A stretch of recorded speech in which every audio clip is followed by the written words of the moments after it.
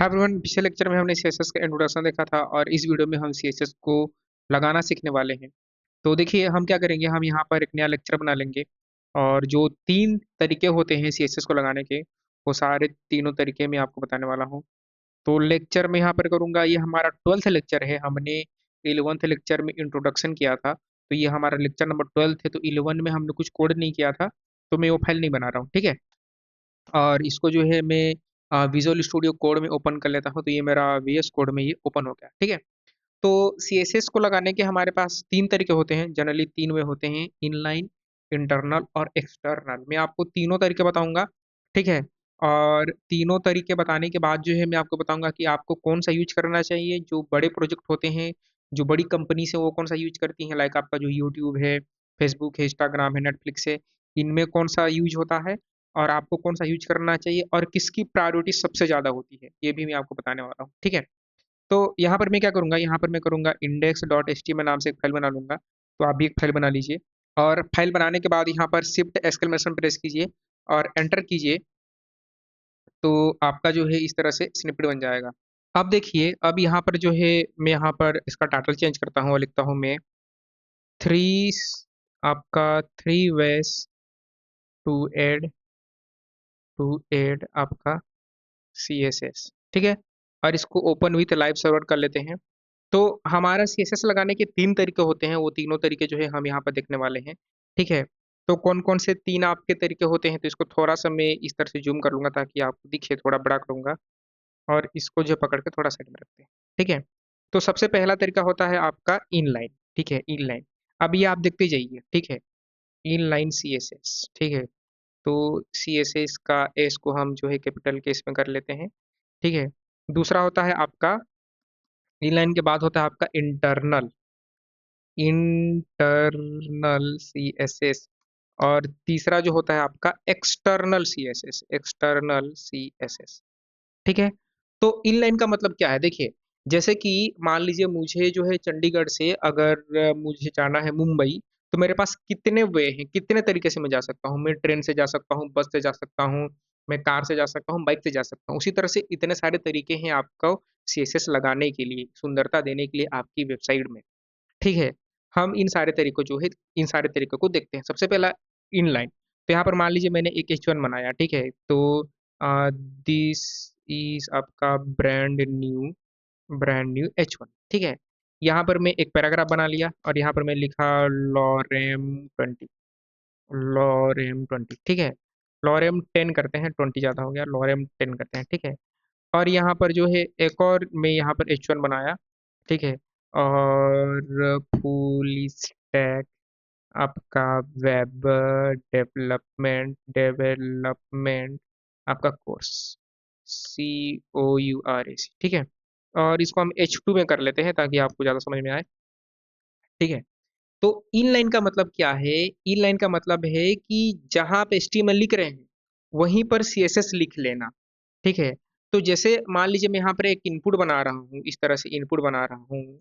तो इनपुट में हमारे पास जो है एट्रीब्यूट होते हैं, ठीक है। जैसे एक टाइप नाम का एट्रीब्यूट है, एक प्लेस होल्डर नाम से एट्रीब्यूट होता है, एक नेम नाम से एट्रीब्यूट होता है, एक जो है वैल्यू नाम से एट्रीब्यूट होता है। ये सारे के सारे वैल्यूज जो है हमने पिछले लेक्चर में देख चुके हैं। उसी तरह से हमारे HTML में एक एट्रीब्यूट होता है जिसकी मदद से हम CSS लगा सकते हैं और उस एट्रीब्यूट का नाम है आपका स्टाइल। आपको यहाँ पर स्टाइल लिखना होता है, STYLE, और एंटर मारना होता है, ठीक है। तो स्टाइल इक्वल टू और डबल कोट्स।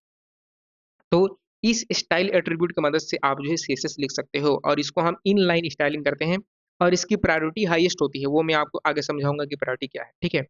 तो मुझे मान लीजिए बैकग्राउंड कलर देना है। देखिए, ये बैकग्राउंड कलर कैसे देते हैं, कलर कैसे देते हैं, ये हम आगे के लेक्चर में देखेंगे। लेकिन अभी के लिए मैं जो कोड कर रहा हूँ आप वो करें ताकि जो है जैसा आउटपुट मेरे में आ रहा है आपको भी वैसा आउटपुट मिले। अगर मुझे किसी भी टेक्स्ट को, ठीक है, तो इसको मैं साइड में रखूंगा और साइड में रखकर जो इधर ब्राउजर ओपन करूंगा, ठीक है, ये मेरा ब्राउजर है, और ऐसे पकड़ के करूंगा, ठीक है। तो किसी भी टेक्स्ट को, टेक्स्ट का मतलब क्या है, ये टेक्स्ट है, ये एक टेक्स्ट है, ये एक टेक्स्ट है, ये एक टेक्स्ट है, ये सारे टेक्स्ट कहलाते हैं, ठीक है।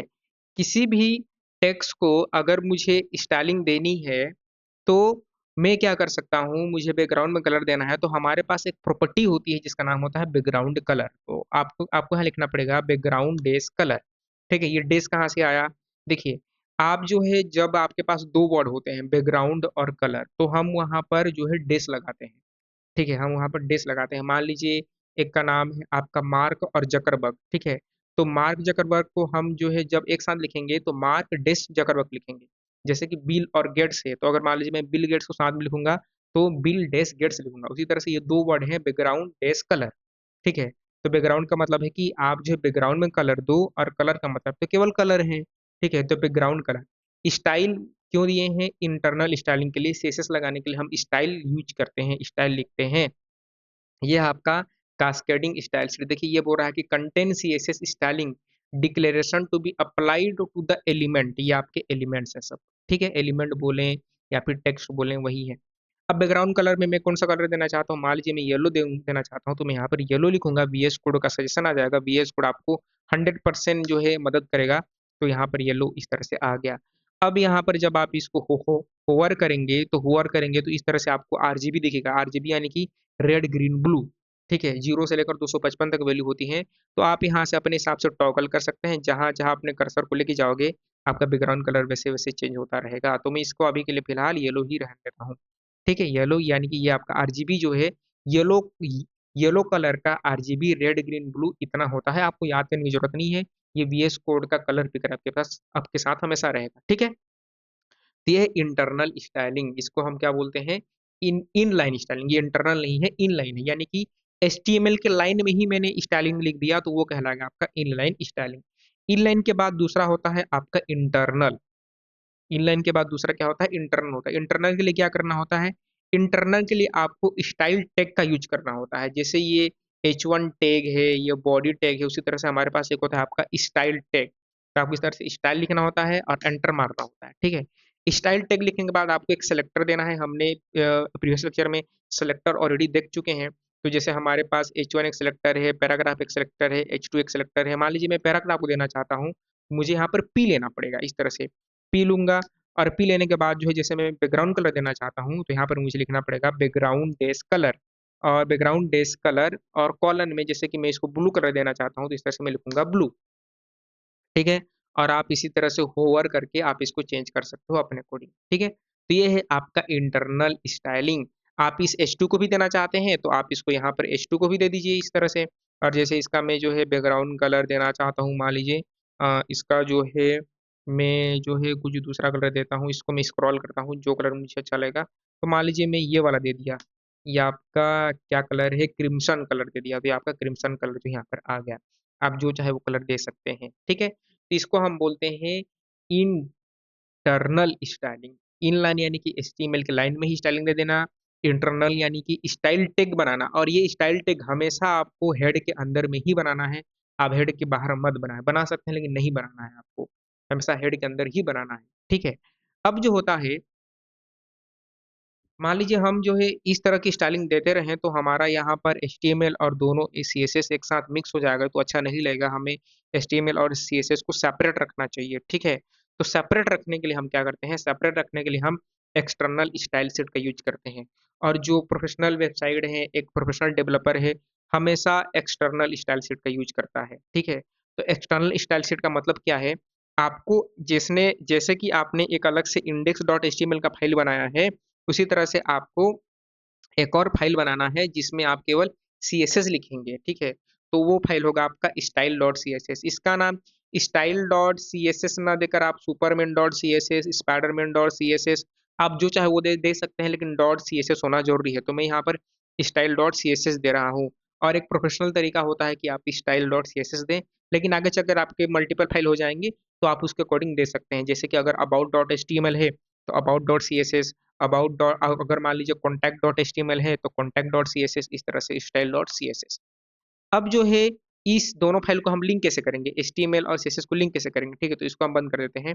लिंक करने के लिए आपको टाइटल के नीचे, जस्ट नीचे रखिएगा, टाइटल के ऊपर मत रखिएगा। ठीक है, टाइटल के नीचे स्टाइल टैग के ऊपर यहाँ पर करना है आपको लिंक का यूज। लिंक लिखिए और एंटर मारिए। तो एंटर मारेंगे तो यहाँ पर रिलेशन आएगा। तो रिलेशन में क्या आ जाएगा? Style seat. CSS फाइल को हम स्टाइल सीट बोलते हैं। ठीक है, तो यहाँ पर जैसे आपके फाइल का नाम क्या है, style dot C S S, तो आपको यहाँ पर style dot C S S लिखना है, तो आपका जो फाइल है वो जुड़ जाएगा। अब हमें कैसे पता चलेगा कि हमारा फाइल जुड़ चुका है, तो उसको देखने के लिए आप यहाँ पर जाइए, यहाँ पर आप बॉडी लिखिए। बॉडी हमने क्यों लिखा, बॉडी इसका मतलब ये है कि ये जो मेरा बॉडी टैग है मैं इसको टारगेट कर रहा हूँ, इस बॉडी में जो है मैं स्टाइलिंग यानी कि सुंदरता देना चाहता हूँ। तो बॉडी में जैसे मैं लिखता हूँ बैकग्राउंड कलर, इसको मैं कर दूंगा ब्लैक, ठीक है, और बैकग्राउंड कलर ब्लैक कर रहा हूँ तो उसका टेक्स्ट मुझे करना चाहिए व्हाइट, तो यहाँ पर आपको करना है कलर। किसी भी टेक्स्ट को, किसी भी एलिमेंट को हम कलर देने के लिए कलर यूज करते हैं, और बैकग्राउंड कलर देने के लिए हम बैकग्राउंड कलर यूज करते हैं, ठीक है। टेक्स्ट कलर नहीं होता है, केवल कलर होता है। यहाँ पर मैं लिखता हूँ व्हाइट, ठीक है, इस तरह से मैंने व्हाइट लिखा, तो ये आपका व्हाइट हो गया, सारे के सारे कलर जो है व्हाइट हो गए, ठीक है। तो हमारा एक्सटर्नल स्टाइल शीट काम कर रहा है। अब जो है ये मेरा जो H2 है, H2 को मुझे स्टाइलिंग देना है, तो ये जो H2 है, यहाँ पर इस H2 को मैं यहाँ से कमेंट कर दूंगा, तो आप इसको इस तरह से सेलेक्ट करो और सेलेक्ट करके कंट्रोल स्लैश कीजिए, तो ये क्या हो जाएगा, आपका कमेंट हो जाएगा, ठीक है। तो यहाँ पर H2 के लिए क्या करना पड़ेगा आपको, यहाँ पर H2 है तो यहाँ पर आपको जो है H2 देना पड़ेगा, और यहाँ पर आप दे देंगे बैकग्राउंड कलर, तो जो भी कलर आप देना चाहते हैं, तो जैसे मैं इसको देना चाहता हूँ मान लीजिए पर्पल, तो इस तरह से मैं पर्पल दे सकता हूँ, ठीक है। तो ये जो है मैंने यहाँ पर पर्पल दे दिया इस तरह से, ठीक है। अब जो है आपके दिमाग में एक क्वेश्चन आया होगा कि मान लीजिए ये जो H1 है इसको हमने, ये जो है इसको येलो दे देते हैं ताकि आपको ज्यादा समझ में आए, ठीक है। इसको मैंने येलो दे दिया, येलो दे दिया, ठीक है। अब इसी H1 को हम क्या करते हैं, यहाँ पर जो है, यहाँ पर इसी H1 को हम दे देते हैं, यहाँ पर मैंने ब्लू दे दिया, बैकग्राउंड कलर ब्लू दे दिया, बैकग्राउंड कलर जो है मैंने ब्लू दे दिया। और इसी H1 को इंटरनल में येलो दिया है, इन लाइन में येलो दिया है, इंटरनल में ब्लू दिया है, एक्सटर्नल में जो है मैं क्या करता हूँ, इसी H1 को आपके बैकग्राउंड कलर एक्सटर्नल में यहाँ पर जो है मैं देता हूँ कोई दूसरा कलर देता हूँ, तो मान लीजिए ये चॉकलेट दे देता हूँ। कौन सा अप्लाई होगा, किसकी प्रायोरिटी सबसे ज्यादा है, कौन सबसे ज्यादा जो है इफेक्टिव है, देखिए आपका जो होता है इन लाइन की प्रायोरिटी सबसे ज्यादा रहती है। जैसे कि आप किसी लड़की को मैसेज करते हो तो रिप्लाई नहीं आता है, क्यों, क्योंकि प्रायोरिटी कम है आपकी, इसलिए नहीं आता है। आपको आपकी प्रायोरिटी बढ़ानी पड़ेगी, ठीक है। वो मैसेज देखती है इग्नोर कर देती है, जिसकी प्रायोरिटी उसके नज़र में सबसे ज़्यादा है उसी को रिप्लाई करेगी। उसी तरह से इस यहाँ पर इन लाइन की प्रायोरिटी सबसे ज़्यादा है तो वो इन लाइन वाले सीएसएस को लेना पसंद करेगी, बाकी को नहीं लेगी या नहीं लेगा, ठीक है। तो इन लाइन की प्रायोरिटी सबसे ज़्यादा होती है, तो अगर मैं इन लाइन को हटा दूं तो कौन सा अप्लाई होगा, इन लाइन के बाद जो है आपका इंटरनल अप्लाई होगा, ठीक है। ये आपका, ये देखिए यहाँ पर ब्लू आ जाएगा, जो H1 है यहाँ पर ब्लू आ गया, देखिए यहाँ पर ब्लू आ गया, तो इंटरनल की प्रायोरिटी जो है आपकी सेकंड होती है। तो पहला इनलाइन, दूसरा इंटरनल। इंटरनल को अगर मैं यहाँ से हटा दूं या कमेंट कर दूं तो क्या लगेगा, एक्सटर्नल लगेगा। एक्सटर्नल में हमने क्या कलर दिया था, चॉकलेट दिया था, ठीक है। तो सबसे पहले क्या आएगा, यहाँ पर प्रायोरिटी जो है सबसे पहले जो है आपका नंबर वन पर आएगा, आपका नंबर वन पर आएगा इनलाइन, इन इन लाइन। दूसरा, सेकंड नंबर पर आएगा आपका, सेकंड नंबर पर आएगा आपका इंटरनल, इंटरनल। और थर्ड नंबर पे आएगा आपका एक्सटर्नल, ठीक है। थर्ड नंबर पर आएगा आपका एक्सटर्नल, एक्सटर्नल, ठीक है। तो ये तीन जो है आपकी प्रायोरिटी होती है। HTML की ब्यूटी है कि आप यहाँ पर कुछ भी लिखो तो आपको आउटपुट यहाँ पर आ जाता है, कोई एरर नहीं आता, ठीक है। तो आई होप कि आपको चीज़ें समझ में आई होंगी, हम इस तरह से स्टाइलिंग करते हैं। अब हम आगे के लेक्चर में ये सब चीज़ें समझने वाली हैं कि बैकग्राउंड कलर देने के लिए कौन सा यूज करते हैं, ये सब RGB वगैरह क्या है सब समझेंगे। बाकी हम जर्नली इसी तरह से स्टाइलिंग करते हैं। और जितने बड़े बड़े वेबसाइट हैं लाइक आपका फेसबुक, यूट्यूब, गूगल, आपका लिंक्डइन, इंस्टाग्राम, ये सब 99% वेबसाइट केवल केवल एक्सटर्नल स्टाइल शीट का यूज करते हैं, इंटरनल या इनलाइन नहीं करते। और आपको भी हमेशा एक प्रोफेशनल लेवल पर हमेशा एक्सटर्नल स्टाइल शीट का ही यूज करता है, आपको हमेशा एक्सटर्नल ही यूज करना है। सीखने के पर्पज से आप इनलाइन या फिर इंटरनल दे सकते हैं, लेकिन आगे चलकर आपको जो है एक्सटर्नल ही यूज करना है, क्योंकि हम चाहते हैं कि हमारा HTML का कोड सेपरेट रहे, CSS का कोड सेपरेट रहे, और जावास्क्रिप्ट का कोड भी सेपरेट रहे, हमें खिचड़ी नहीं बनानी है, ठीक है। तो आई होप कि आपको चीज़ें जो है समझ में आई होंगी, आपको जो है 100% समझ में आया होगा। अभी तक आपने हमारे प्लेलिस्ट को एक्सेस नहीं किया है तो एक्सेस कर लीजिए, हम जो है डेली बेसिस पर वीडियो इसमें ऐड कर रहे हैं, ठीक है। हमने HTML के सारे लेक्चर कंप्लीट कर चुके हैं, CSS का हमने पहला लेक्चर जो है ऑलरेडी कंप्लीट कर चुका है, अपलोड भी कर चुके हैं। ये हमारा लेक्चर नंबर 12 है, ठीक है। डे बाय डे जो है हम लेक्चर जो है इंक्रीज कर रहे हैं, ऐड कर रहे हैं, तो आप जो है इसको एक्सेस कर लो, ठीक है। आप जो है एजुकेशन वाली चीज़ों को बुक मार करके रखो ताकि ये सारी चीज़ें आपको जीवन में आगे बढ़ने में मदद करें। आपको चीज़ें आएँगी, आप चीज़ें सीखेंगे, तभी जाकर आपको एक अच्छा जॉब मिलेगा। एक अच्छा जॉब मिलेगा या फिर आप कुछ अपना फ्रीलांसिंग करेंगे, कुछ बिज़नेस करेंगे, तब जो है पैसे आएँगे और पैसे आएँगे तो क्वालिटी और लाइफ़ जो है अच्छी होगी, माँ-बाप जो है खुश होंगे और आप भी खुश होंगे माँ-बाप की खुशी और अपना सेल्फ ग्रोथ देख कर।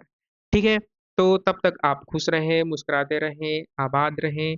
मिलते हैं सीरीज़ के नेक्स्ट वीडियो में।